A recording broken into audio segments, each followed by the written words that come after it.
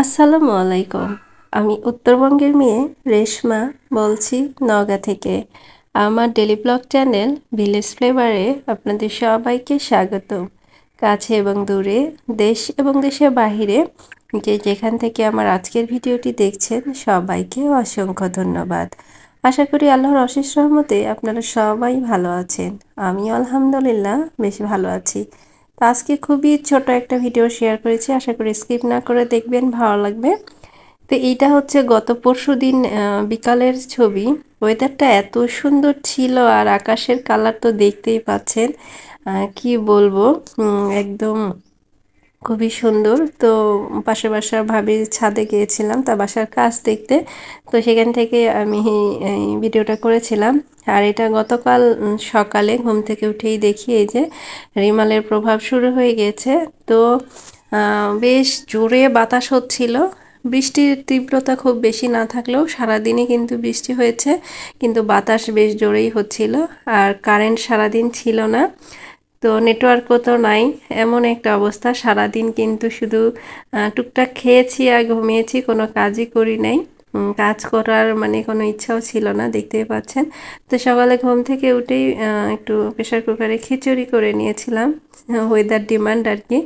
তো যাই হোক, একদম একটু পাতলা করে খিচুড়ি, বেগুন ভাজি আর ডিম ভাজি, এটা দিয়ে কিন্তু সকালের নাস্তা সেরে নিয়েছি। আর দুপুরেও কিন্তু যেহেতু কারেন্ট নেই, আমি রাইস কুকারে ভাত রান্না করি। আর আমার বাইরে রান্নাঘরের অবস্থাও খুবই খারাপ, একদম পানি চলে গিয়েছে, অনেকটাই ভিজে গিয়েছে। তো ওখানে বসে বসে আয়েশ করে রান্না করার মতো অবস্থা নেই। তাই আমি হচ্ছে একটু ভাত আর ভর্তা করেই দুপুরে খেয়েছি। তো সেটা আসলে আপনাদের সাথে আর শেয়ার করিনি।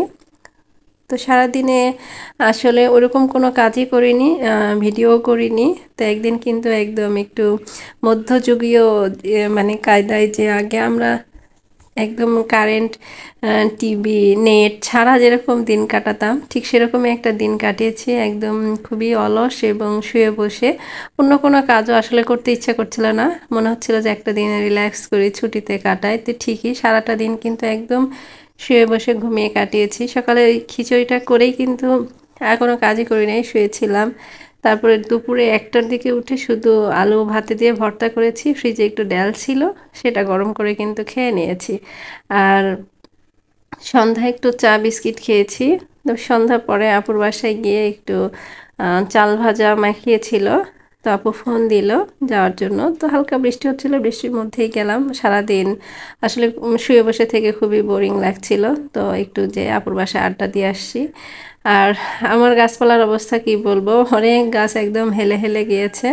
আর আমার বাগান বিলাসের একদম মূল যে ডালটা, সেটাই কিন্তু ভেঙে গিয়েছে।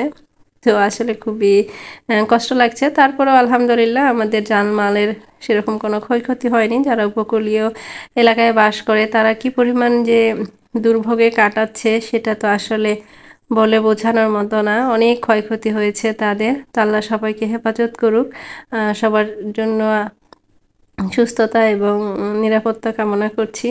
আসলে দিন দিন প্রাকৃতিক দুর্যোগ এত পরিমাণ বেড়ে যাচ্ছে যে কি বলবো, কিছুই বলার নেই। এসব প্রতিকূল পরিবেশের সাথে আসলে টিকে থাকতে হবে আমাদের, কিছু করার নেই। তো আমি আসলে ওয়েদার এরকম দেখে ভাবলাম যে একটু কয়েক রকমের ডাল ভিজিয়ে রাখি, সন্ধ্যায় বড়া করা হবে। কিন্তু দুঃখের বিষয় সারা দিন সারা রাতেও কিন্তু কারেন্ট আসেনি। আজকে সকালে যেমন ওয়েদারটাও একদম ফ্রেশ হয়ে গিয়েছে, কারেন্টও চলে আসছে, নেটও চলে আসছে।